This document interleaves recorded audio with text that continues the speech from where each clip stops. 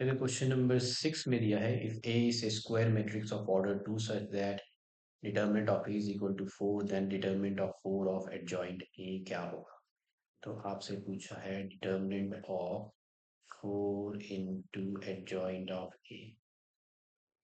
अब तुम्हें पता है अगर यहाँ पे हमारे पास रहता है के इंटू एडजॉइंट ऑफ ए का डिटरमिनेंट अगर हमें निकालना तो ये हो जाता है K raise power N into adjoint of A,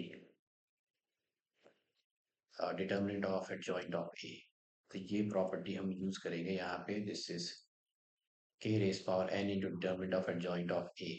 तो यहाँ पे के जो है वो है 4, एन जो है वो है ऑर्डर, ऑर्डर है 2, तो हो जाएगा 4 स्क्वायर।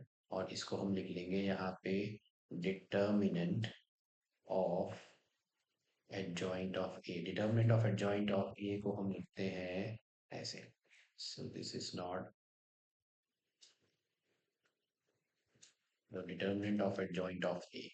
तो determinant of adjoint of A को हम लिख लेंगे ऐसे सिंबल के साथ। ओके, अब जो एडजॉइंट ऑफ ए है this this can be written as, यहाँ फिर से प्रॉपर्टी यूज करेंगे तो ये हो जाएगा determinant of A raise power N minus one. Okay, तो A raise power N minus one, N है ऑर्डर 4 का स्क्वायर हो गया 16, 2 minus 1, so this is 16, 2 minus 1।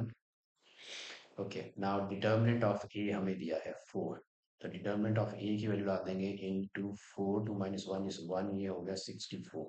So the answer is B which is 64।